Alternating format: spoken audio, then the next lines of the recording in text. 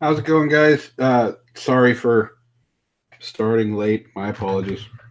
Before we start this, um, there is a message from one of the army that would like to talk to you guys. So, um, all you, sir.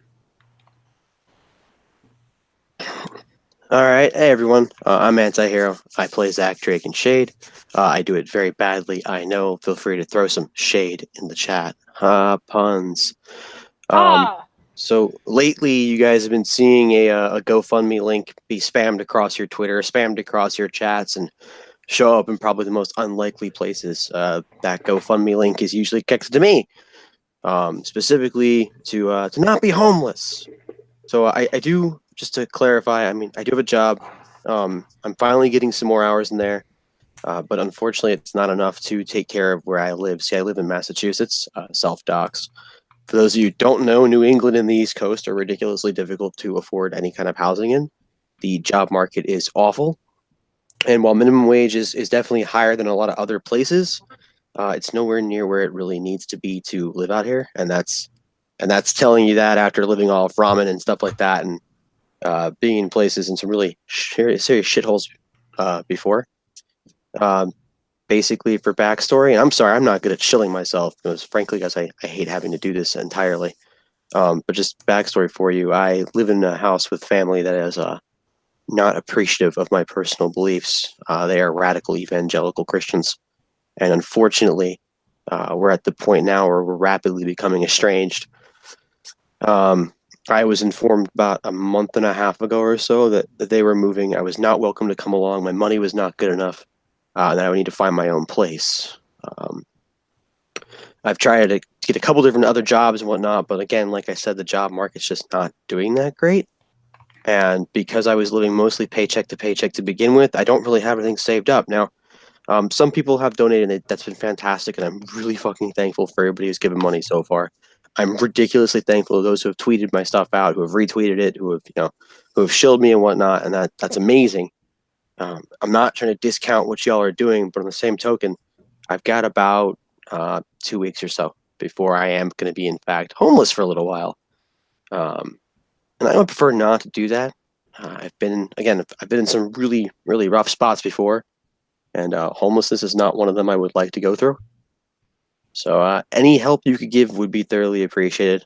Um, Retweets are just as good as actual donations. I mean, well, not technically just as good, obviously, but the retweets are greatly appreciated. I know a lot of you guys have been doing that already, and seriously, thank you. That's about it. Hopefully, I'll continue to be around.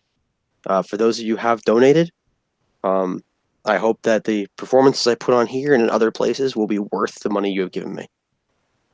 Beyond that, let's get on with it, I guess. All right. And on with the show. Greetings, ladies and gentlemen, and welcome to Army of Snarkness. My name, of course, is Antoine the Great.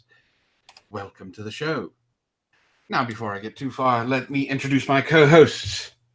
Sitting across from me, the man from the darkest part of your psyche, the man, the myth, not monster, Marshmallow. Zach, Drake, and Shade, how are you guys doing today? Shut the fuck up, you piece of shit. They're doing really well, apparently.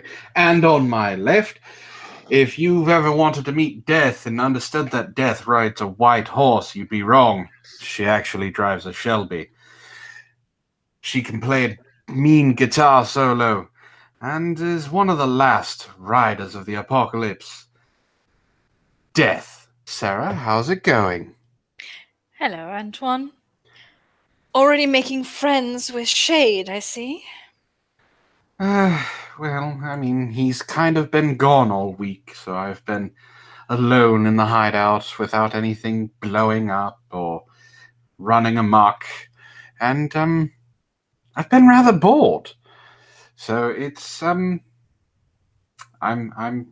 want to antagonize him to maybe get him to, start destroying things again. Aren't you the exact same person who bitched like a fucking girl every time I blew something up? Yes, he is. Big T, that's exactly my car. And Little J, I prefer Sister of the Apocalypse. Wrong gender to be a horseman.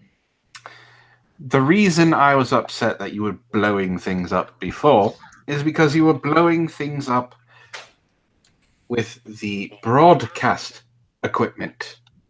You know, the stuff that we're using now. That's very important. That runs the algorithm that allows us to broadcast to the nice people that are out here. So, Apparently, Shade, you're an angry marshmallow. well, So, who do I have to fucking consume? Cadunt. Oh, she gets special dispensation. Oh, that reminds me. Do you want to come drinking with me and the girls later? We're gonna go find a biker bar and pick a fight. You can eat whoever loses. Isn't that everybody except for you? And my sisters. That's kind of what I'm referring to. Yes, but the fighting should be fun. Isn't it just going to be a bunch of completely idiotic humans getting their asses whooped by a bunch of little girls? Yes. I guess I don't could be bored afterwards. all right. Well, I'm glad you two have plans. Well, you four have one, two. You eight, seven. You seven have plans. Hey. Speaking of what? Sarah, Mm-hmm. does he sound jealous to you? Just a wee bit. Antoine, you really should fix that whole jealousy problem. Anyway, I was wondering. It's been a week since I've interacted with you four. How things been going in the new city that you've not experienced before, the new dimension? I was expecting more of a fight from the IDL. Well, they don't necessarily know what to deal with, how to deal with someone like you. I was pulling my punches, thank you very much. Pulling your punches sent someone flying through 3 buildings. No, that wasn't me. That was War. Either way. He grabbed her ass. Then IDL showed up. It was totally worth the grab. So I'm sure he thought when they finally scraped him up off the street. I mean, I've seen that ass. It's worth a grab or 3. Well, Tria, what have you been up to? Well, I've been touring the fucking world. Seeing what your particular universe has to offer. Frankly, I'm not fucking impressed. You've been touring the world. How did you get from around the world? It's not even 80 days. How did you get... What? Hello, there are shadows everywhere. I'm still getting used to your abilities, alright? Don't get used to them. I'll be using them against you sooner or later. Not going to work. We've already discussed this. That's what you fucking think. Which leads me to a question. Shade, What? What? should I blame you or Antoine for the peeping in my shower? I don't peep, woman. If I want something, you'll know about it. Right. Antoine, we're going to talk after the stream. Peeping? What peeping in what shower? I saw you. What you saw nothing. What did you... what? Did you see big red glowing eyes? I mean, that's a dead giveaway. I saw a glint, yes. I just wanted to make sure before I made the accusation. Fucking peeper. Oh, Will actually says it's one of his. You're off the hook. Will, you and I are going to talk later. Will, run. Run far, run fast. Cadunt also says it was her. Oh no, if it was Cadunt, she would have just joined me in the shower. She has a point. Well, it looks like we have one mundane Matt in the chat already. Oh, segue. Speaking of Mundane Matt, things have gone very bad for the social commentator who is all about free speech and free expression on YouTube. Apparently, he got caught doing something. Do you four know who Mundane Matt is? No, he sounds tedious. Well, he is someone who rose to fame. Well, yes, he still has 150,000 subs, but he's someone who rose to fame around Gamergate. Do you guys know what that is? No. Oh, God. Apparently my world is not as stupid as yours. All right. I'm not going to get into that one. Anyway, so he apparently likes to flag people that have something negative to say about him. Now, here's my issue. He is someone who has promoted and outright decreed that anyone is able to speak about whatever they want on YouTube, and it should not be taken down in any reason, shape, or form. So, apparently, there was someone who has been making fun of him constantly, and even kind of taken his shtick and what he says and how he does his videos. Well, Mundane Matt basically said that he didn't know who that was. He had never really heard of them. Then it comes out in a live stream that not only does he know who this person is, but he's pretty much flagged every single video of his that has anything to do with Mundane Matt, along with a few other people that have had some very negative things to say about Mr. Matt. Being Andy Warski, Tonka Saw, you probably don't know who these people are either. Fairly accomplished. So this is... I have run into something like this before. It's the reason we are using this channel instead of the one that I usually broadcast from. The rules of the internet in this world are a little hindering. So, what the fuck is a Tonka Saw? Tonka Saw is a YouTuber. Is he anything like that Magog fellow? Magog is something completely different than Mundane Matt. Magog is actually funny. I rather like this Magog fellow. He's not quite as entertaining as Zach, but he can work on it. So he, like I said, he goes on and on and on about letting whoever say whatever.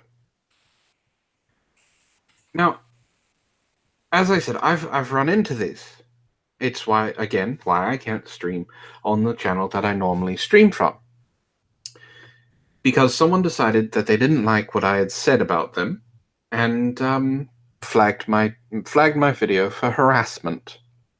That's kind of what Mundane Matt is doing, allegedly. I don't actually know. No, anti-hero. Don't bring Mundane Matt into this chat. That's not good. It's not necessary. I don't know what he flagged the videos with, but he did show his flag history, and these channels were flagged. That is not alleged. It is proof. There's proof of it. It's all because they were saying bad things about him. People say bad things about me all the time. This is the internet. Oh, for a second there, I thought you heard about what War was saying. Oh no, I heard what War was saying. I'm choosing to ignore it because even with the fact that I can pretty much take anything, it's still kind of uncomfortable when she hits me. I just want to point out that you said live on an international broadcast that you can take anything. Yes. And you just confirmed that you can take anything. Now, the next question, of course, the question that the chat, I'm sure, is dying to fucking know, is how are you aware that you can take anything? Is it through Okay. extensive testing, or is that just part of your specifications from jump? Did some mad scientist come down and go, I know what we need to have. He needs to have an anus that is extendable and wide open for everything. Is that what happened? No, what I meant by take anything, I meant damage-wise. I've had 50 And caliber what rifles fired at me. I've had cannons. I've had missiles. None have been able to damage me. I've even been I've even had napalm thrown at me. You took a missile, huh? Is that a euphemism for like the biggest blackest dick? No, Are you certain? when I say missile, I mean actual missile. Are you positive? Can I finish saying what I was going to say? Can cyber demons even get to HIV?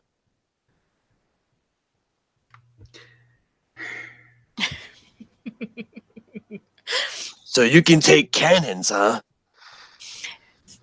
Anyway, Antoine, your tail's getting all poofy. Like I 150. don't have a tail, and it's not getting poofy. You are just like a cat. Your tail's getting So- poofy. What you're telling me is that you can take a G6 Rhino without flinching? That's a 200 millimeter South African cannon. If fired at me, yes. Oh, it'll be fired at you, all right. Is that a euphemism? Yes, he's using euphemisms. I'm taking it as what he's talking about. No, he's taking it all right. Oh my god. Hasn't him at the fucking point from the start that he's fucking taking it? So, anyway, we are talking about something that is kind of important. Do you have any other input besides jokes? What do you think? Hire me for? What do you think about someone going against what they were preaching to 150,000 people just because their fifis got hurt? I think it sounds like a human being. You know, hypocritical, full of shit, the usual. So you think he's a hypocrite? I think he's human. I think he's a human being who was given far too much power and got a head full of himself. He thought he was the hype. So you understand? You think he's just human? I And that think he has too much power. I think he's a human idiot like the rest of the human idiots. So when he got caught, he suddenly changed it around to say that basically he had been suffering mentally through all of this, and that he had made bad decisions. Now I understand owning up to it. But it's more along the lines of he only owned up to it because he got caught. Yep. That's a pretty human conceit. Hell, I've even seen demons do that kind of shit. Nothing wants to be responsible for itself. That's why I never regret anything. So that way I can be responsible and not worry about it. Angels are just as bad. If you want me to condemn Mundane Matt, fine. He's a moron, and he's human, and he did something stupid. If you want me to demonize him, then no. Demons are much cooler than that anyway. I'm not asking you to demonize him. I'm asking what your logistical opinion is of the situation. I think he was stupid. I mean, what other words I need to describe someone who fails utterly to live up to their own standard? Good point. Now, Tom, he was in a catch-22. If he refused to show and he left the stream, it would have been all but confirmation for anybody watching it that that's what he did and that's why he left. Or he could show that he basically admitted to, he's basically admitting to doing exactly what he said not to do. Antoine, why are you feeding the trolls? He's not a troll. Read his latest comment. Tom is not a troll. Case closed. Tom, your taste is magnificent, so that's all I'm saying. Well, just suck his fucking dick, why don't you? You want the fans, Shade. The fans keep this going. Interactivity keeps it going. I can be as rude as I want. He has a point. That's very true. Did you hire me polite, or did you hire me to talk shit to people? He wasn't going for politeness because he hired me too. I was hiring both of you to help, assuage minds into waking up from the problems that they're going to be having in the near future. Bitch, I eat people. I am death. I end them. Are you sure that algorithm wasn't glitching on you? I don't glitch. I didn't say you. I said your algorithm. Stop being so damn sensitive. Wait, so like are glitches like Tourette's for you? I don't glitch. You sound really fucking defensive. Anyway, Raz says Matt could have made it easier on himself. He's just owned up to it once he knew he was caught. It just made it so much worse because he dragged it out, which is true. He kind of was wishy-washy in doing what he was supposed to be doing. So I think it's very important to note that everyone can fall prey to that particular trap, though. That's very true. So, as much as I think he was a fool, I'd like to point out that looking at him and laughing at him as hard as you fucking can only shows yourself to be that much closer to a fool. Learn from his fucking lesson. Don't use him as an example. Oh, for God's sake, Allie. At least she has understanding in this. Could you suck his cyber demon dick any harder?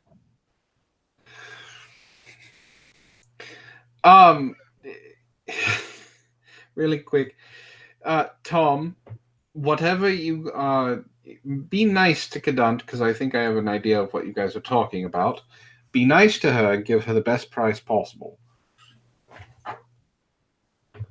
So I think you're right in saying that we should learn from his mistake, and this is why I got flagged, because the person thought that he could say whatever he wanted about me, about Sparky, and about the people, my former co-hosts, going so far as to calling me a pedophile.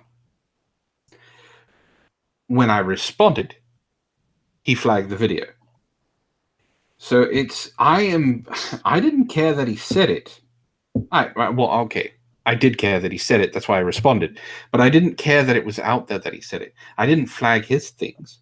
But his response was to flag me because he couldn't argue against the evidence that I brought against him. I don't care. The IDL love to push this idea of punching down. You're not allowed to punch down. Do you understand this concept? Is that like the nail that sticks up gets hammered flat? In a way. Basically, it's... Okay, so Antihero, he's in the chat, right? Antihero has 47 subscribers now. How many subscribers does Anti have? I don't know. Me punching down would be taking one of Anti's videos and completely tearing it apart and using my influence with my numbers to go after him. That would be considered punching down, beating on the little guy. Now, I like Anti. I think he's a great guy. I would never do that. Seriously. I may take a stab at some of his videos jokingly, but that's about it. I do not believe in punching down. I don't believe in punching up. I don't believe in punching sideways. I believe that anybody on this platform or any platform with media involved should be allowed to say, there is a caveat to this, to say whatever they want to say in the manner of it being free speech, freedom of expression. Now, of course, that goes against with the First Amendment. There are caveats to the First Amendment. You can't incite violence. You can't scream fire in a crowded theater. You can't cause bodily harm, etc., etc. That's the part. That I believe in. But everything else is just words. Now, if they are directed at you by someone who knows you, yes, it's going to hurt. part. Talking to Auntie personally, he has told me once, twice, many, many, many times, they are just words. I need to move on. So that's what I'm going to do. I'm going to take what happened to Mundane Men as an example and continue doing what I'm doing. But that's just my take on it. You're gonna keep taking it? Taking what? Cannons, missiles, rockets. This is going to be the running theme for tonight, isn't it? Apparently. Depends on how long I'm around. So, see, Sparky says Anti-Hero Broadcast has 57 subscribers. So he's growing. Anybody in the chat who is not subscribed to Anti-Hero Broadcast, go subscribe to him. It makes him make content. I actually got to be on his very first live stream. It was fun. So I'm hoping he does it again.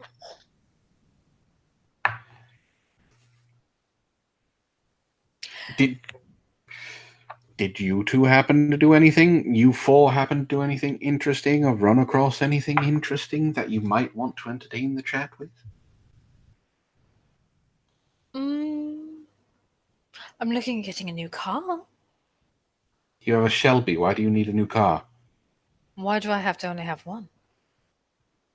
Because 2 is impractical? I don't understand. Why do I only need to have one car? Because you're only going to use one car. That doesn't mean I can't use another one at a different time.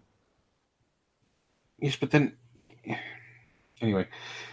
Yes, Tom, there are prizes. There's candy. You have to, if you are Anti-Hero Broadcast's 1000th subscriber, you get free candy.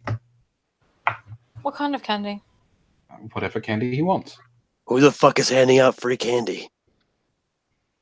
Whoever subscribes to Anti-Hero Broadcast's YouTube channel. They're gonna give themselves free candy? No, if they become the 1000th subscriber, I will send them candy.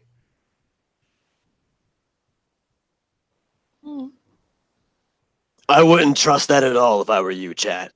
I wouldn't trust that at all. That's a fucking blatant lie if I ever heard one. Why is it a lie? If they could see your face right now, they would know it's a lie.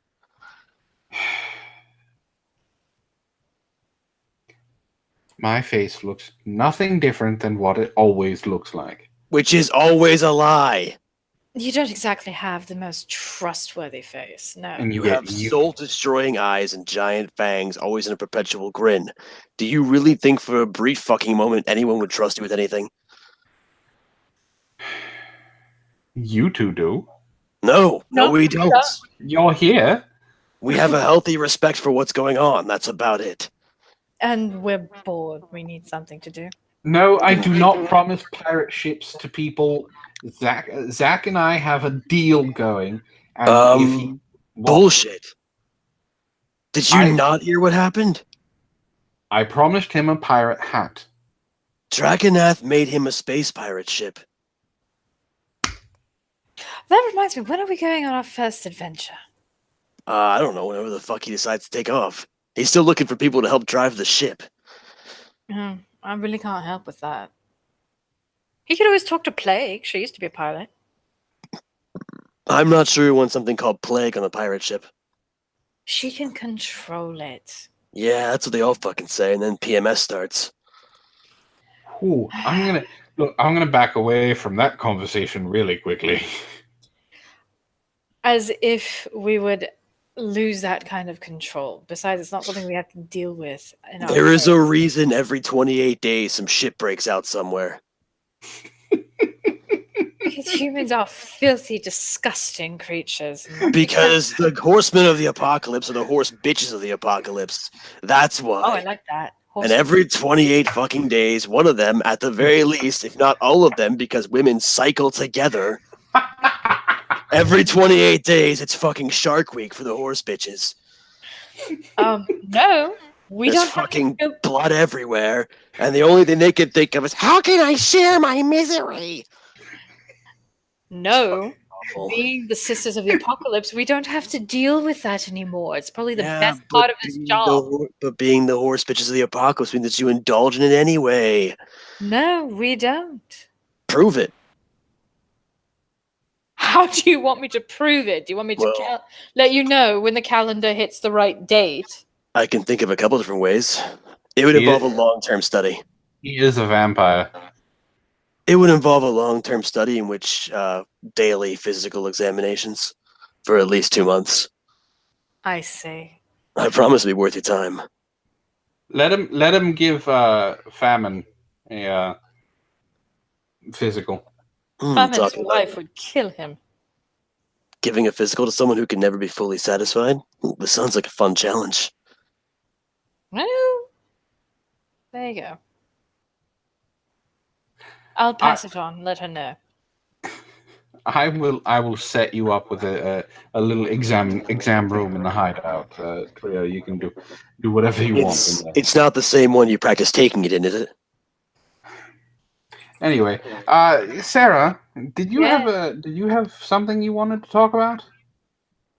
I think I heard you ranting about bananas or something the other day. No, No, that wasn't you. no.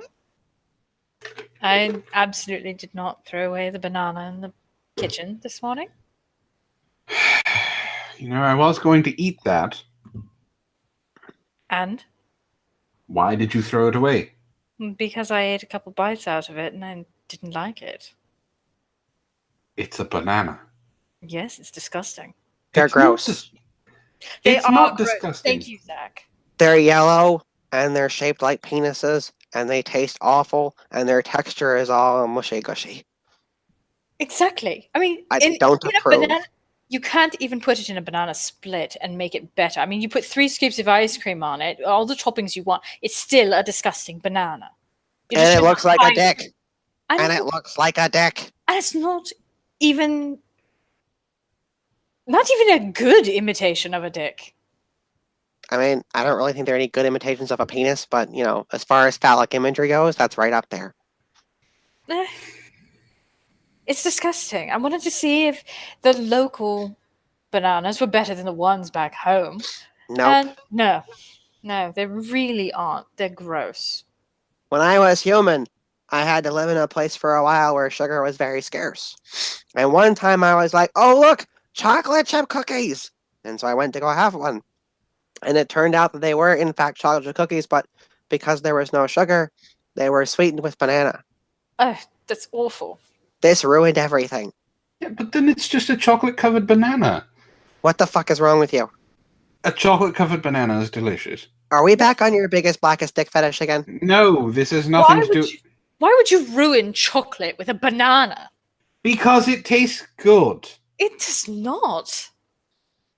You have really good chocolate, and then you have that flat tasting, disgusting, mushy thing. They're not even funny. People think they're funny. See, what do you mean? What do you mean? People think they're funny? It's when they slip on a banana peel that they think Yes. it's funny. It's not funny. It's ridiculous. And You not- haven't, No. you haven't met anybody that has died because they slipped on a banana. Actually, it is kind of funny. I've imagined Antoine slipping and dying on a banana peel before. It's pretty amusing. And it's not like I can shove it down his throat and suffocate him with it. But you could still shove it down his throat and he'd appreciate it. Because it's phallic imagery. Probably. Cucumber would be better. Oh, now we're just getting deliberate. Yes. And There'll be no bananas allowed on my pirate ship. good. I like your pirate ship more and more. I may be Captain Death Monkey, but we don't allow bananas, Captain Death Monkey. clearly. Captain Death Monkey. Monkeys eat bananas. No, it's a death monkey. Doesn't eat bananas, eats flesh. Has big teeth, goes icky icky. No icky icky. Oh, okay. We don't. Captain Death Monkey speaks perfect English, thank you. It was a Monty Python reference. He's an urbane pirate. Ah, okay. Yes. Have you chosen your sword yet? My sword? Hmm? No. I was just gonna go with a basic, Some sort of probably vibro cutlass or something. Classic. Very good choice. Yep. Possibly with a monomolecular edge, just to be on the safe side. See, I'm with Kadant on this, going back to the bananas. I'll stay on the beach with her and her supply of bananas as well. I'm sure the two of you will find interesting uses for those bananas. I feel like I should be against this wholeheartedly.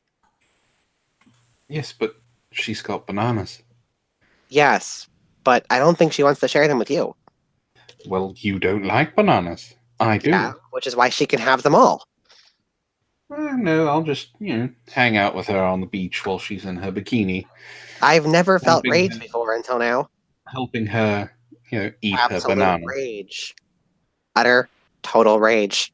I'm pretty sure your hideout's not so far underground that I couldn't hit it with kinetic weapons from space.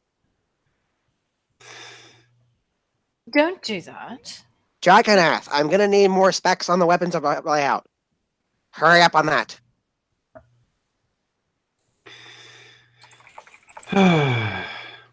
Hold up. My arc rival Temmabeard is in the chat. Temmabeard. It's the pirate queen Temmabeard. She We will is. find the One Piece first, and I will be the queen of the space pirates. I don't know what the fuck she's talking about with the One Piece, but she's not gonna get any farther than the next town. See, and Tom is going to join us on the beach with Kadant eating the bananas. I mean, kicking it on the beach is fine. I mean, that's where we're gonna launch the space pirate ship from. Okay.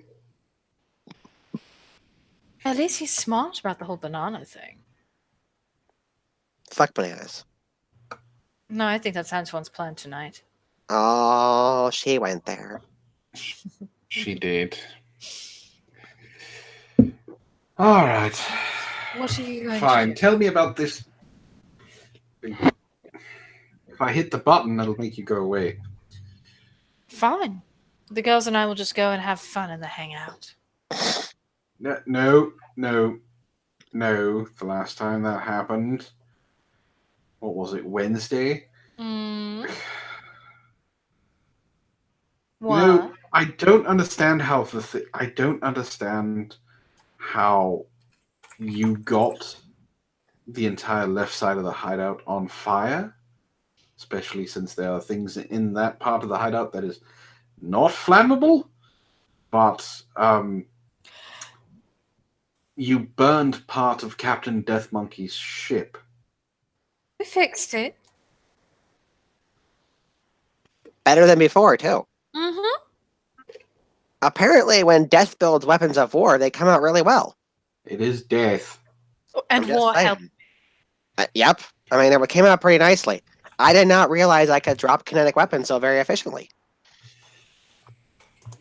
Between the two of them, they literally upped my ability to dispense death from space by a full factor of 76%. Well, So we're hoping that you'll take us on as part of your crew from time to time so we can go and spread some chaos in the stars. Of course. Oh, thank you, Sark. So, are you prepared for another ship? I mean, you're going up against Tema, right? Captain are you prepared? Are you prepared for another pirate ship attack? I don't think she understands what space naval warfare really entails. Whereas I have studied extensively. Have you? Yep. What have you been studying? Mostly David Weber books. Honor Harrington Saga, among others.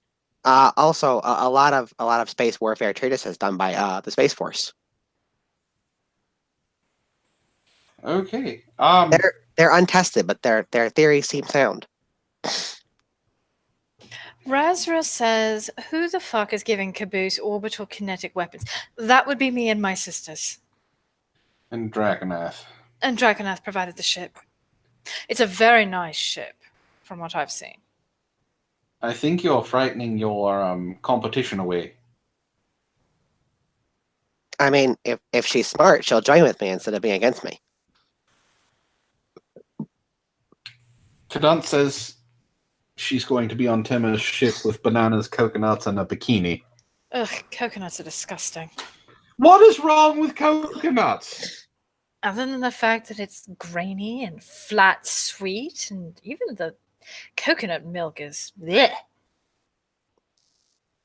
I just realized something. Sarah's anti-gay.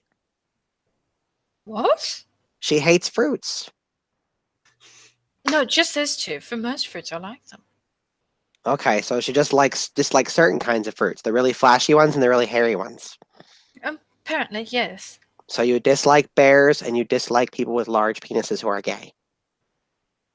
Well, I'm That's not going to really be able to. I'm not That's going to be really able to. discriminatory. Well, I'm not going to be able to enjoy the ones with the large penises. So why do I have to like them? That's really discriminatory. Like, I kind of Like, feel like you're putting oppression on people. Human It's discriminatory? it's not as oppressive as the humanarchy, but it's close. Well, I'm not saying they can't live their lives. I'm just saying that I have a personal opinion. Yeah, but you're not supposed to have one of those. You're supposed to only allow other people to have their personal opinions, especially if you are the oppressor. I thought we covered this last week. But I'm not the oppressor. I'm But a you human. clearly are. I am your ally, remember? Are you sure about that? Because right now you sound very oppressive. Well, I'm oppressive means I'm stopping someone else from doing something. I'm not stopping anybody from doing anything. Because you're hating on people who are furry coconuts. Well, I don't like coconuts. I mean, occasionally people can, do things like, identify as a furry coconut if they want to. Well, I if that mean- makes them happy, they're allowed to. That doesn't mean I have to like them. I don't like most people. Oh my Coconuts are God. not. I would like Tom to Leach point- is right. Yes, Tom death- Leach says death oppresses us all. Yes. I don't oppress you. I release. She is part of the humanarchy, Zach. I am not part of. I know for a fact. Remember, I'm an ally of the humanarchy. You said so yourself. I Yeah, have but- seen her at our meetings. But that means you can't be trusted either. And the first thing the humanarchy does is lie. Well, Tom's not lying. Yes, but you lie all the time. Look at your face. Didn't we discuss this already? I am against the humanarchy, Zach. I stand on your side. Antoine So- is more than clearly an ally of the humanarchists. I would like to point out that Captain Temmabeard, my sworn arch nemesis, is also a member of the humanarchy. Shame on her. She goes from star to star with her star horde and her star whores. And she oppresses all kinds of people, including people like me, differently alive peoples. It's incredibly rude, and she should be suffering for this. Look at her, she enjoys coconut too. Moxley says humans rule. Moxley doesn't know what the fuck he's talking about then. So why are humans so bad? I mean, what evidence do you have, Zach, that the humanarchy even exists? There are 7 billion of you. And That is a huge fucking number. that's the entire population of this dimension, yes. There are 7.2 billion roughly in this dimension. Yes. Right. Of that percentage, very, very, very ridiculously small amounts are differently alive. You mean the one person that is differently alive? No, there's lots of them running around. You just haven't seen them yet. There are no vampires in this universe. I've been busy. Oh. How am I supposed to be an Oh. oppressed minority if I don't have people to help me be oppressed? That Well. reminds me. I did have a visit from the Grim Reaper about that, Zach. He can fuck off. He would like you to scale it back a little. No. There are 7 billion of you. He just Wait a second. Wait. The other clans don't exist in this dimension. You're right. Just You're one. filling this dimension with nothing but Malkavians. Of course. Have you not noticed the uptake and increase and craziness in your world? Oh my god. And I've been giving them only one instruction. Just like God did way back in the beginning. Go forth and multiply. Yes, and the Grim Reaper would really appreciate it if they stopped for a little while so he could get caught up on things. And he could suck my dick. The nice thing about being undead, differently alive, is that the Grim Reaper has no real say in the matter. He can fuck right off. All right, I just passed on the So message. I'm interested in this humanarchist stuff. What do you have that aside from numbers, what do you have that says that they're trying to oppress you. All right. So let me ask you this: what are coffins made for? Death. Precisely. Why can't I get a coffin and not be looked at strangely? You This can is- get a coffin. You have one. You have many. Do you know how often I get looked at weirdly when I go coffin shopping? That's because you do it with a smile on your face and It you lay doesn't down in it. matter. You It let- doesn't matter. The This is last one. oppression. The last So one you're- you went into, Zach, you asked if you could get surround sound. So you're telling me that just because I have certain specifications for my coffins that I deserve to be oppressed? This is why you're a fucking human anarchist ally. Clearly, you don't even understand our pain. You just think you know it because you're so special and connected to the internet 24/7. Except you don't even know how to Google anything on the internet, even though you are the internet. It's ridiculous. This is the sort of pain we have to go through every day.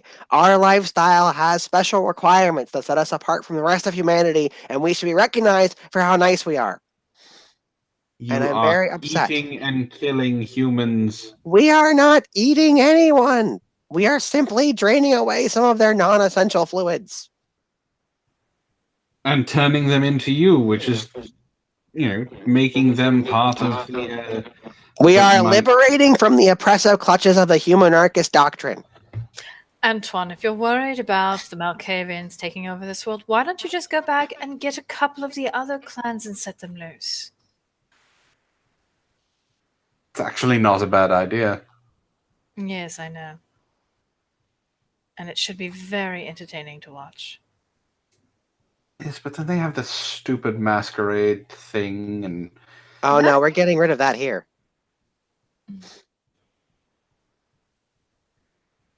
Artemis says she is the superior space pirate. She is no snowflake. Yeah, sure. Except that her pirate ship, by the way, for those who don't know, has gender-inclusive bathrooms. what's wrong with that? Snowflake-ish. She had them before it was cool. That's how woke she is. You know what they say about getting woke? What do they say about getting woke? It depends on whether or not you're a human anarchist. That's logical. Yep. How is that logical? Well, that's because the demontation is working for her. No, I'm just agreeing with you. It's probably the wisest choice at this point. Mm-hmm. So what are we talking about tonight? I don't know. Zach, you sent me these weird... Why did you send me these? Because I was told that I had to find articles to read to people. So read one. Oh, that's fine. I can do this. So is everyone ready for a story? Oh, God. It's a good story. Oh, God. The story is titled Preparing for Pirates on the Sea Princess. Would you like to show the chat what Yes. you're reading? You should show them. Oh, I'm supposed to... Okay. We agreed on this. You will be the facilitator and I will just read. Because my mechanical contrivances do not appreciate sharing of the screens.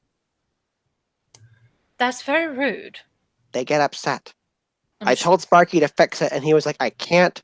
Apparently, there's some cyber cockbiter who is in charge of your screen sharing. He was referring to you, Antoine. I'm sure he was. I'm sure He he called was. you a cyber cockbite. Why would you bite Alright. that? It just sounds painful. There we go. All right. So, preparing for Pirates on the Sea Princess. Passengers on a cruise to Europe were having the time of their lives when the captain told them to prepare for the worst. When 1,900 passengers set sail from Sydney on a world cruise, they had no idea for 10 out of their 104 days at sea, there would be a dusk till dawn ban on any fun on deck. No deck parties, no movies under the stars, no late night indoor bar hopping or pool dipping, no lights, no party atmosphere, no lapping up tropical breezes on their balconies. All around the ship, as the sun set, all curtains were drawn and all shutters closed. Bright lights, which normally signal the presence of the sea prince of the ocean, were dimmed or turned off altogether. She was a ghost ship. Cue appropriate woo-woo noises from Sarah. Woo! I was more like ghostly woo-woo noises. I figured as death you could supply those, but you failed. No, it's over now. That's the moment gone. I'm sorry. What on earth was going on? Nervous speculation spread faster than a norovirus among passengers. One quipped, "Are we getting an invasion of vampires? Maybe they're filming the next episode of From Dusk Till Dawn." Those motherfuckers. This is what I'm talking about. This is the human arcus bullshit we all expect. Look at this. No oppression when you look at it in the face. This is awful.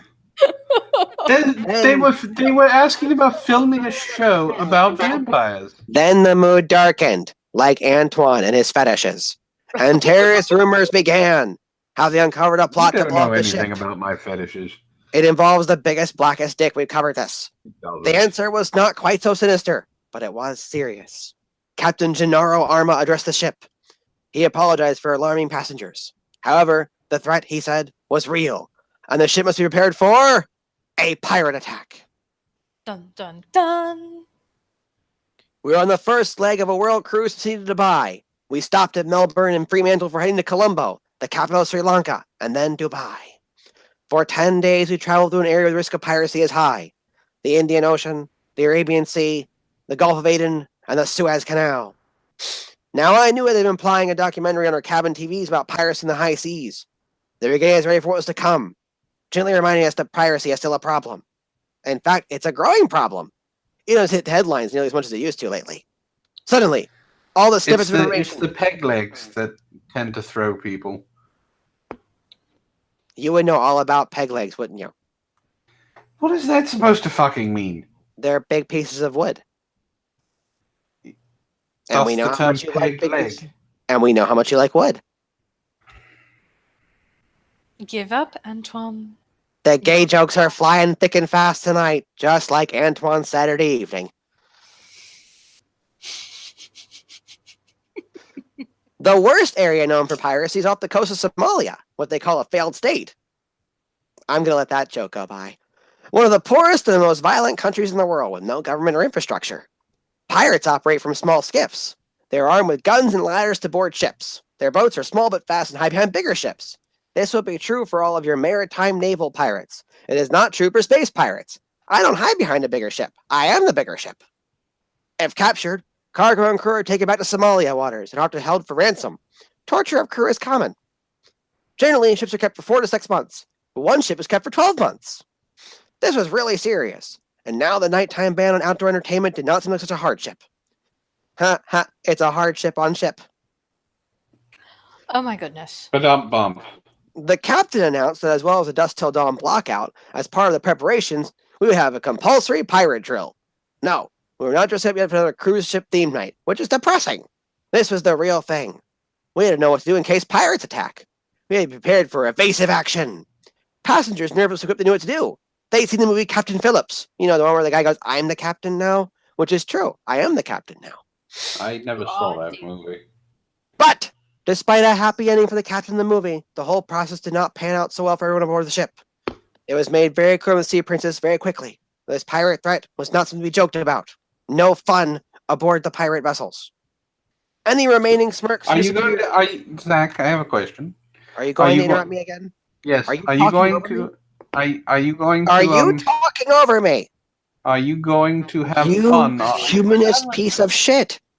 How dare you talk over an oppressed minority? Are you going to ban fun on your ship? Only for you. I'm not going to be on your ship. That's what you think. That's what I know. No, see, we have to have slave cargo somewhere. I am not your slave. Not mine. I have a buyer already. Moving on. I'm not anyone's slave. Not yet. I haven't put you into forced slavery yet. You have to pay reparations, humanist. This is how this works. God. Anyway, any remaining smirks disappeared as the pirate drill alarm sounded and the crews started to move to designated muster stations. Passengers sent back to their cabins so they could be counted. For the purpose of the drill, they would only remain there and be crossed off a list for the stateroom attendants. They were advised to sit on the floor and hanging onto handrails in case the ship did move away from pirate ships. In the case of a real threat, those passengers in outside cabins were told to close and lock their balcony doors, then lock their entrance door to the cabin and take shelter in the corridors. I think I'm going to join Tema on her ship. She says humans will let you have fun. Yeah, except she's hashtagging that, which means she's just looking for clickbait. Don't you do the same thing? Yes, but see, mine is to help destroy the humanarchy. So therefore it's okay. That's a double standard there, Zach. Yes, but as I'm not the oppressor, but the oppressed, it's totally fine. Have you not studied? This is how this works. Does your head hurt? No. Are you sure? Yes. He is banging it against the table. I am not banging it against the table. You know what that means, right? It doesn't work. It means the dementation is working. No, it's not. Continuing onwards, as a guest speaker on board the ship, I was given the title of supernumerary. It meant I was a pseudo crew member. If it came to the drill, I was there to help. It was exciting in a terrifying way. I had to go to my muster station and be ready for action. Maybe the pirates needed a lecture on how to write a story about their antics. I am being flippant, but the threat and the action to be taken was real. The captain said we could outrun any pirate ship just in case. Officers were on watch 24/7, and fire hoses were at the ready on deck 7. This is where we normally took our daily stroll, and it's the obvious place for pirates to board the ship. If the high-pressure spray didn't stop wannabe intruders, the detergent solution should. No entry here for those slippery little suckers. Hey, sucker is a derogatory term towards differently alive people. I would actually call you leeches, but that's something. That's also derogatory, you son of a bitch. If all else failed, there's a sonic boom. We were told it could knock pirates off their feet, or ladders that got too close. The drill went off with only a few hitches. The crew did everything right, but the captain was not happy that 3 captains decided not to take part in the drill, so he shamed them over the radio. Shame. Shame. Rumor had that passengers not want to abandon the game of bridge. The lack of headlines around the world was enough to show that on this occasion, pirates kept at bay. It was all smooth sailing, so to speak, on the Sea Princess. But it definitely changed the mood on the ship. For the 10-day blackout, there is a weird kind of excitement. Once aware of and alerted the prospect of pirates, we watched vessels more carefully. A fishing boat was not looked the same way. It was no longer an interesting speck on the horizon. We wondered what they were doing so far out at sea, and whether there was something hiding behind it. The newfound interest in passengers drove the captain nuts. Many calls were made to the bridge to report suspicious boats. He had to ask passengers to stop calling and trusting the officers who were on watch. Surprisingly, there were very few complaints about our dusk till dawn limits. Passengers took it all in stride, taken during daylight hours, anywhere but deck 7. That's the story. It's about pirates. Actually, it's about preventing pirates. The same fucking thing. It's not the same thing. It totally is. If the story's about prevention of pirate attacks, then it's still about pirates, don't you think? That is accurate, yes. I know Pirates it's accurate. were discussed. Yep, I was there. I know, I was pointing it out to Antoine, who apparently was not listening to the article. He doesn't listen to jack shit. This is true. Are you sure you made the right choice in us, Antoine? Yes. Because the algorithm said so. Look, I'm still going to join Tema and her crew. They have boobs. I enjoy those. Boobs and bikinis. Sipping drinks. I'm gonna be right back. Nobody touch anything while I'm gone. I don't know if he means he's going away or if one of the other 2 are going to join us. I'm rather curious to find out. I think he's going away. Okay. So While he was dribbling on, did you happen to find anything you find interesting? Yes. What? Sunken warship worth billions in gold is likely part of a cryptocurrency scam. Of course. Doesn't that sound interesting? Sure. What? Are you sad because we didn't let you find articles? I decided I wanted to try and talk about something interesting that happened this week, and you 2 just decided to stay quiet. That's fine. You're talking about it to two people who don't have any idea what the importance of it is. It's the importance of the fact that someone who was promoting free speech, who became popular because of the fact that someone flagged a video of his, then continued to do it to other people. Hypocrisy sounds about normal for you mortals. I am not mortal. Forgive me. You're right. The mortals. Is that better? Are your fifis less hurt? You make this easy. You realize that, don't you? You should be careful, Sarah. He might decide to flag you. Oh dear. Wait, flag or flash? Either one would be bad. Well, I don't have anything to flag. That you know of. Anyway, What would be flagged? Maybe he made a channel for you and just don't know about it. That would be rude. He's not a nice person. Have you not noticed this? True. Usually he has better manners, though. So, what happens next? well, yeah, Sarah wants to talk about the death of 100,000 people in a boat and how it's a cryptocurrency scam. We're going to talk about Titanic? No. That was a shit movie. It was. Billy Zane was the best part of that entire movie. Look, if I want to watch several thousand people freeze at the Atlantic Ocean, I'll go sink something. Please don't. At least not this week. I have plans. I thought those were your plans. No. So are you going to bring up this weird article of what? Yes, I'm going to bring it up. You didn't ask. Just a moment. There you go. Oh, I have to share this one too? Well, you don't have to, but I'm going to start reading it. In July, reports of a Russian warship that was discovered by a South Korean company and rumored to contain $132 billion worth of gold briefly made headlines and nudged stock investments. As it turns out, however, it was very likely a cryptocurrency scam, according to recent news reports. The Dmitry Donskoy ship sank during the 1904 to 1905 Russo-Japanese War off of a Korean island.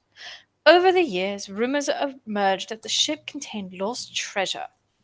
Last month, the South Korean company called the Shinil Group took photographs of an underwater stern and various parts of a shipwreck and posted a video online with declarations that the group had discovered the Dmitry Donskoy ship.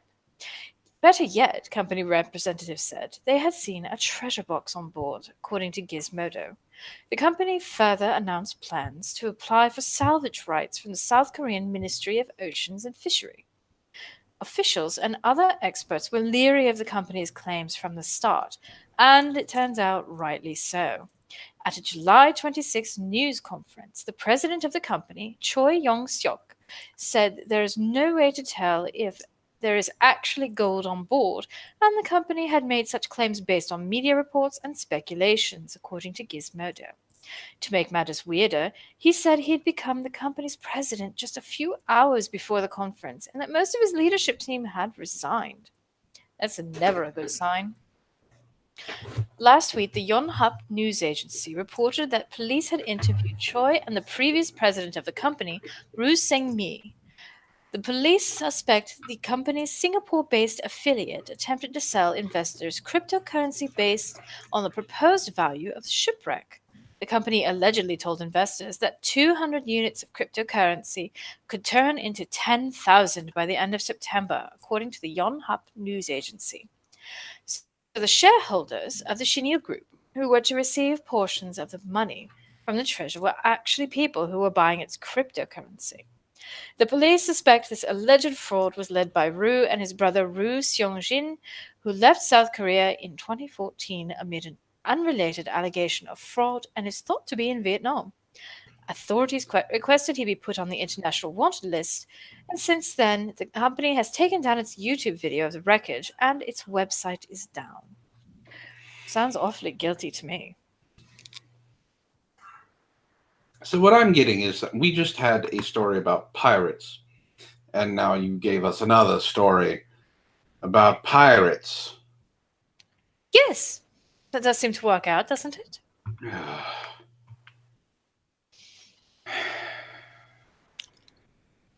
We should find more stories about pirates, Zach. No, we do not need more stories about pirates.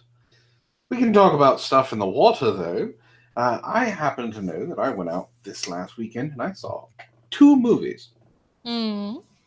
I saw one that was complete and utter shit and that no one should ever go see ever. And then I saw one that was just a complete and utter popcorn movie that was extremely fun.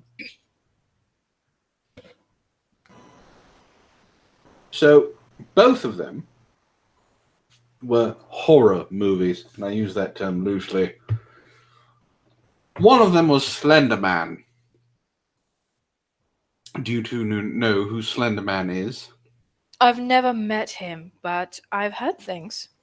I met him one time. He's not very good at conversation. Well, he doesn't have a face or a mouth. Doesn't mean he can't speak. Surprisingly, it doesn't get in the way of him being a bad conversationalist. All right. He's very focused on writing, but he's not good at it. I've heard that the one from my universe is rather reclusive.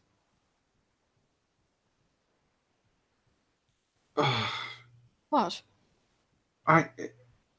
You do know this is a fictional character in this universe, right? That doesn't change our knowledge of our homes. No, it doesn't. I'm just saying. Anyway, Slender Man was absolute garbage.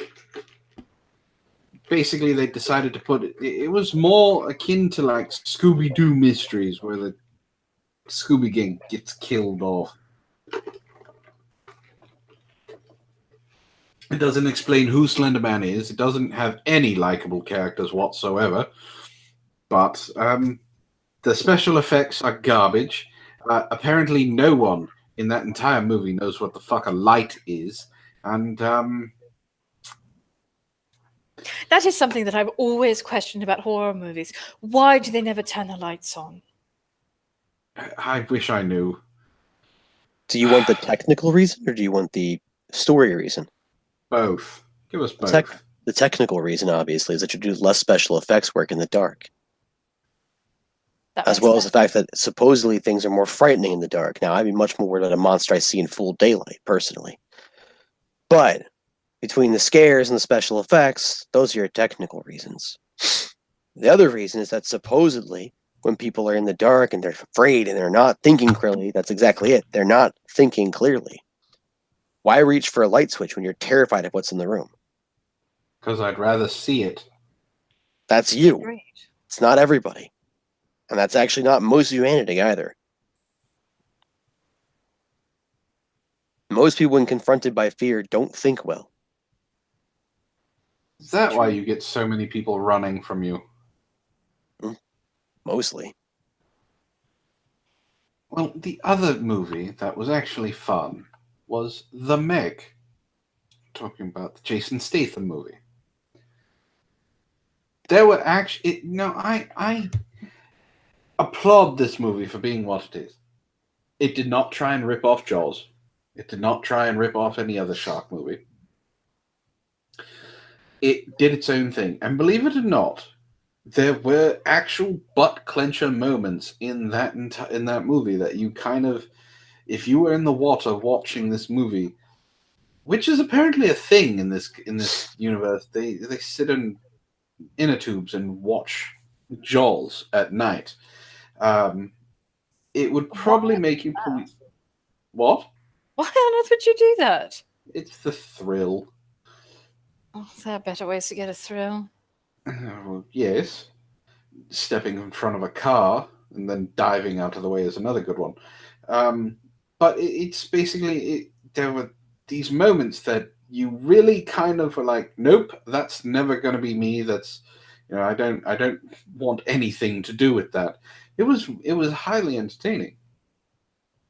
I do suggest anyone in the chat who wants to see a good, fun movie, go see The Meg. It's actually worth it. Don't see Slender Man. Don't waste your money. It's absolute garbage. So,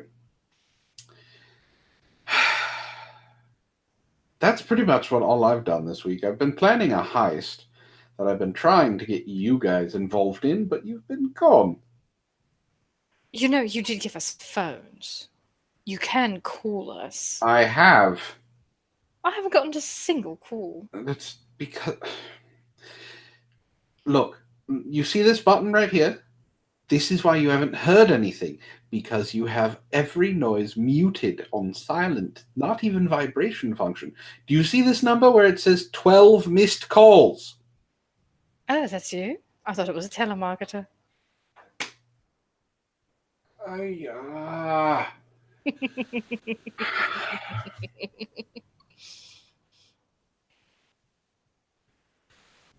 I've been trying to get hold of you guys. You have been ducking me! No, of course not. Zach, have you been ducking him?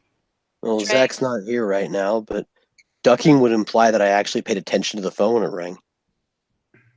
True. Apologies, Drake. I wasn't sure who was up and about right now. Raz has a good idea. He wants to go to one of the inner tube Jaws screenings and chum the waters. The problem is that they usually host them in a lake, and there are no sharks in the lake. That could be arranged. Oh, I'm sure it could be. But if it's a freshwater lake with a saltwater shark, That depends on who's helping provide the sharks. I've always wanted to make a shark immortal. Don't do that. Why? That's terrifying.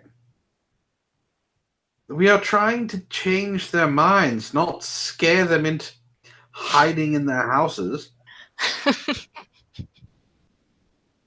You make it so much fun to wind you up. You know that?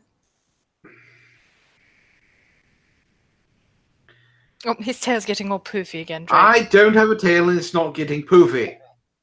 It's getting poofy. If you were a cat, your tail would be poofy.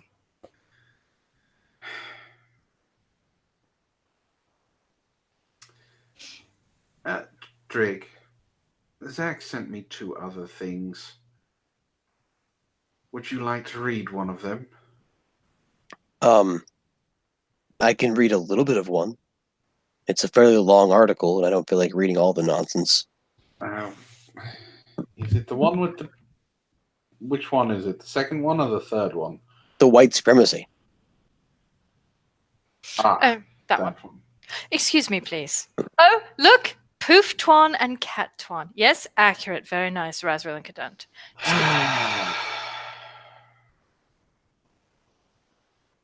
Yeah, you know what? I haven't been asked to purr in a very long time, so we're going to disregard that. That's because no one gives a fuck. That's not true. I got paid to purr.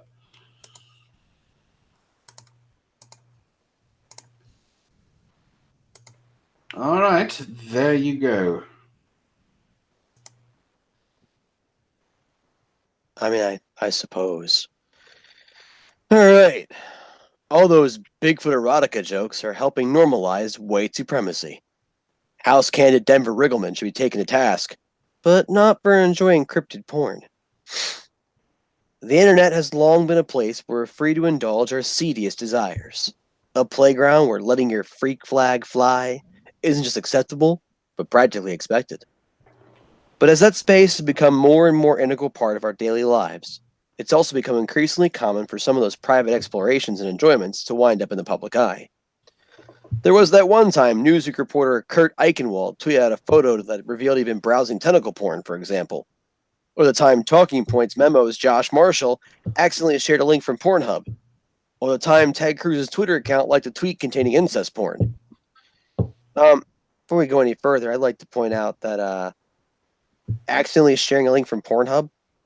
Like, come on, man. Where was your mouse the whole time? Like, seriously?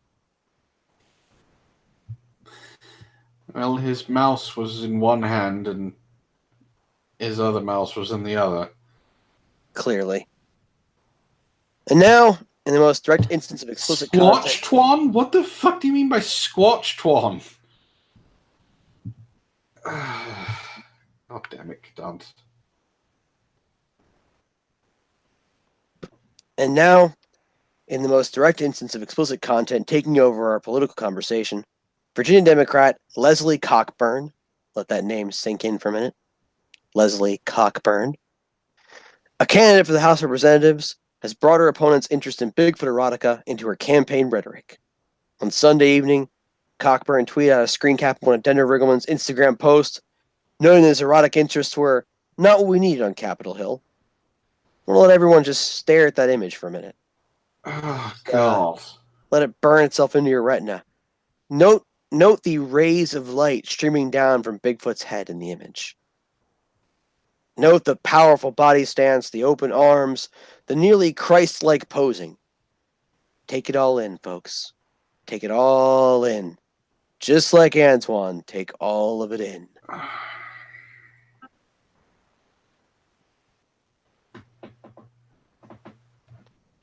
Anyway, predictably, Cockburn's tweet quickly went viral, inspiring Bigfoot to trend on Twitter and the online commentary app to offer up opinions, and more often jokes, about what we should be all taking from this story. You know, some agree with Cockburn, taking it upon themselves to ridicule Riggleman for his interest in XXX cryptid content. Others argue that Cockburn's tweet amounted to kink shaming, an unsavory practice of mocking someone for their unusual erotic interests. Still others push back against the kink shaming charge, arguing that even if it were the case, it was wholly acceptable to mock Riggleman, who campaigned alongside white supremacists for his outre taste in pornography. But the problem with all these arguments, the problem with Bigfoot Gate period, is that Riggleman's sexual proclivities have nothing to do with his ability to effectively serve as a member of the House of Representatives. And the more we focus on the conversation on the salacious details of what a candidate indulges in privately, the more we shift the discussion away from issues that actually impact constituents' lives. Like, for instance, Riggleman's willingness hit the campaign trail with avowed white nationalists. It's not particularly shocking that Riggleman's sexual interest in cryptids has generated so much interest. We live in a puritanical society where open discussions of sexuality are generally frowned upon, an attitude that promotes ignorance about the diversity and complexity of human sexual experience. Though our sensibilities have relaxed in recent years, we're still collectively operating on the assumption that normal people have normal sex, and that interest in activities outside of what's considered broadly acceptable is an indication of a hidden, deviant character trait. Many of us still assume that exploring rape or incest porn indicates a desire to exchange those activities in IRL, that enjoyment of eroticized cartoon characters reveals an unresolved childhood issue, and that being into Bigfoot's boner means that, well, you're a bestial freak who deserves to be mocked. The story goes on to point out that you really shouldn't make fun of anyone's kinks ever, because everyone's totally okay to have their kinks no matter what, despite however awful they might be. And that the real problem you need to worry about is people who are Nazis. And Okay. a little quotable quote here. Cockburn may feel that there's no place on Capitol Hill for sexy yetis, but I couldn't disagree more. What? Yeah. Cockburn may feel there's no place on Capitol Hill for sexy yetis, but I couldn't disagree more. The halls of government should be more than welcoming to people who are into bondage, people who are polyamorous, people who love puppy play and suspension and latex and leather and piercing, and yes, people who are interested in exploring Bigfoot's sex life. What it shouldn't be open to is purity tests about the consensual sexual activities and interests that politicians pursue in their personal lives. Well, that and white supremacy.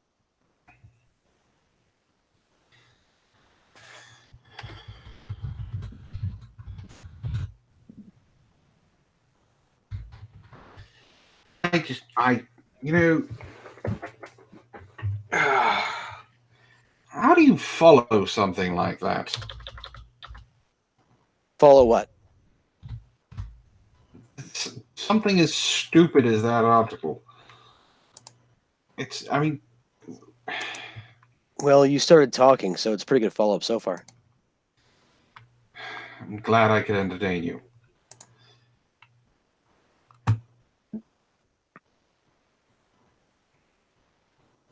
Does anybody else have anything? Because if not, I think this is a good place to end the show, don't you? Are you suggesting that you don't want to hear about the last one? If you want to read it, you can. Oh, I mean, I can. I'm just a little worried about you. You seem to be trying to, duck this. Yes, of course I am. Yeah, I'll bring it up. You can read it. I mean, if you'd rather I didn't read this, I won't. I mean, it's all up to you. I mean, if you're afraid of this story. Why would I be afraid of the story? Well, because it's titled Brown Recluse Bites Florida Man's Penis. Well, I'm not in Florida, so Yeah, but a brown recluse is a spider. I'm not afraid of spiders. Are you certain? Yes. Sarah, is he afraid of spiders?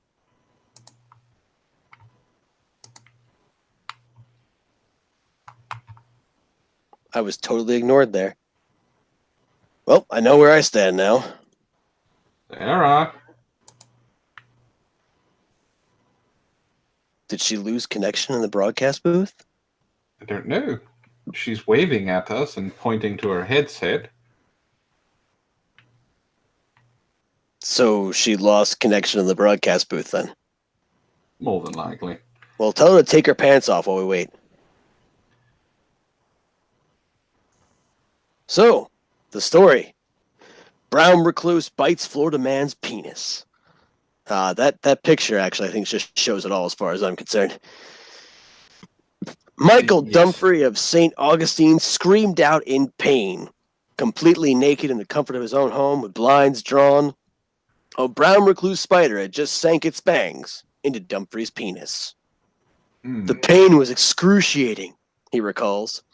His unwelcome roommate scurried off onto the bed, and Michael Dumfrey entered a state of panic upon realizing his ultimate nightmare.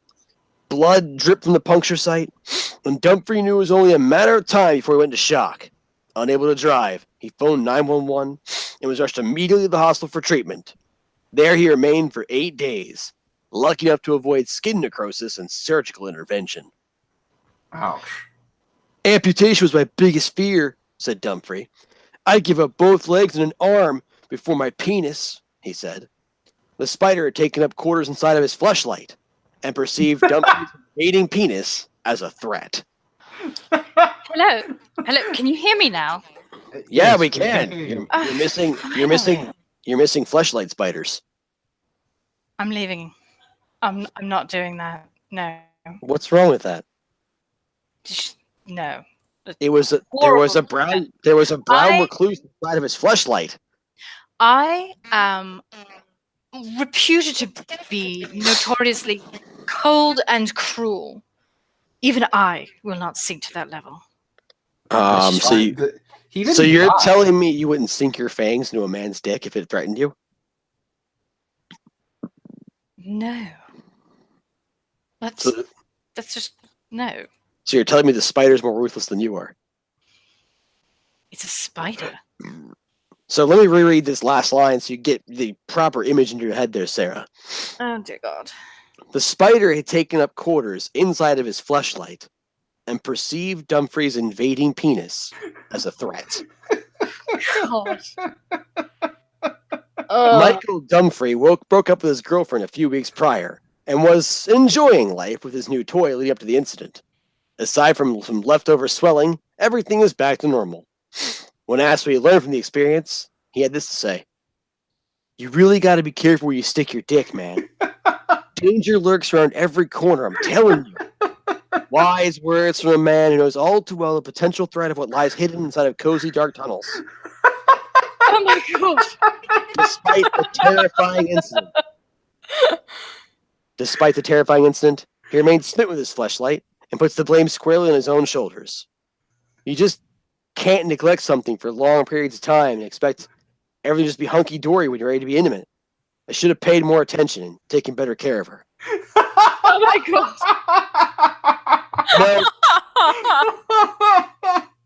Men, we shouldn't simply dive in glands first. Investigate your surroundings. Use the finger swipe technique to check for poisons. In this wide and wonderful universe, you never know what visitors came before you did.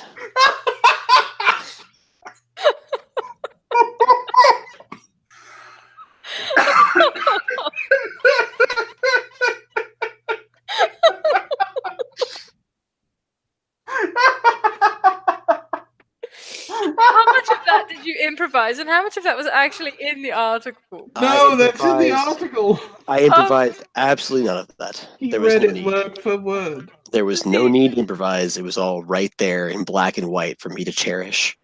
The writer of this article is brilliant. Everyone, give Geronimo a round of applause. That is really, really funny. Oh god. Okay, so there's no topping that one. No. So okay, I do have a little bit of something though that I do need to talk to you for about. We need to actually start doing something about this IDL menace that is going on. Now I know, Trio, you have started turning people at random. I was thinking more along the lines of infiltration.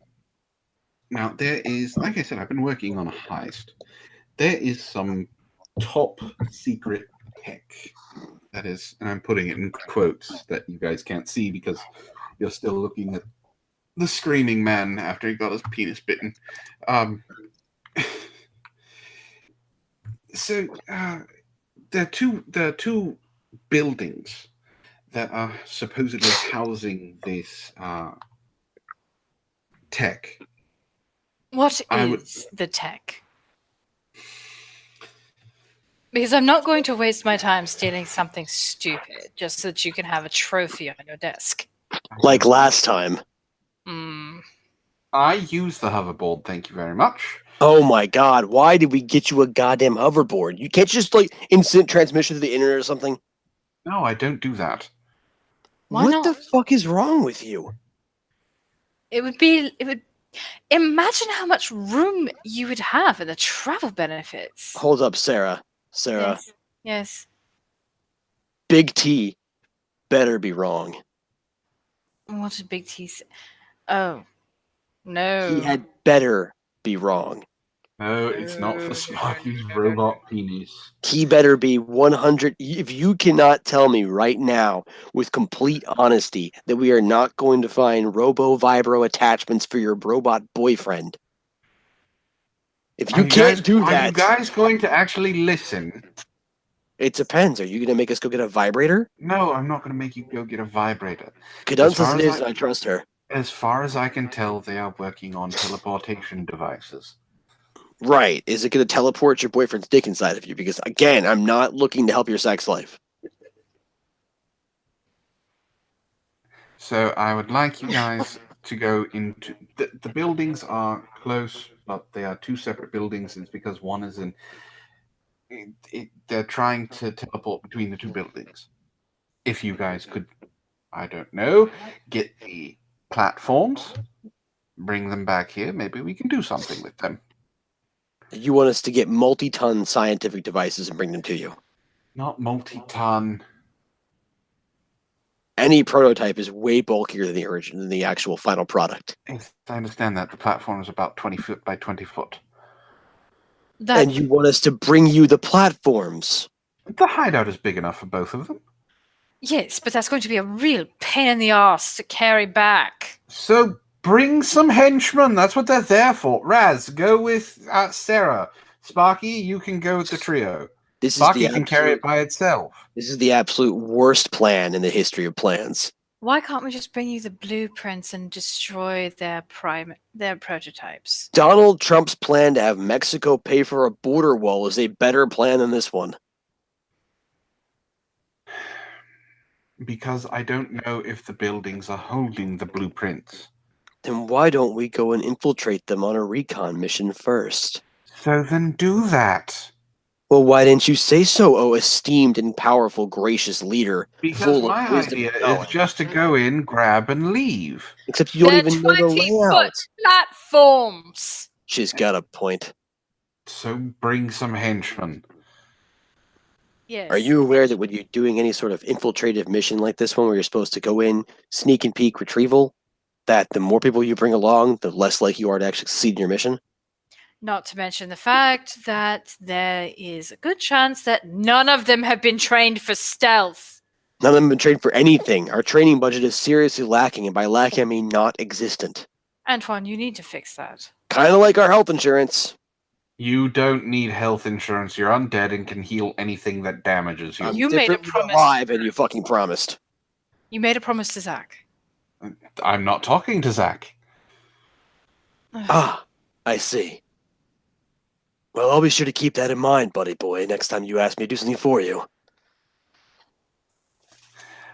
If you guys want to do the infiltration thing, by all means. I was thinking you guys would want to have some fun and destroy a couple ideal, thugs. What makes you think we won't? I'm just saying. What makes you think we haven't? Oh, I know you have. I've seen the reports. Keeps us busy. All right, come along, boys. Let's go and take care of this before he decides to somehow fuck it up. He thought about it. It's pretty fucked up. Yes, but a good fight might make everybody happy. I've got a better idea that starts with F. That comes after the fight. We could fight first. That's the idea.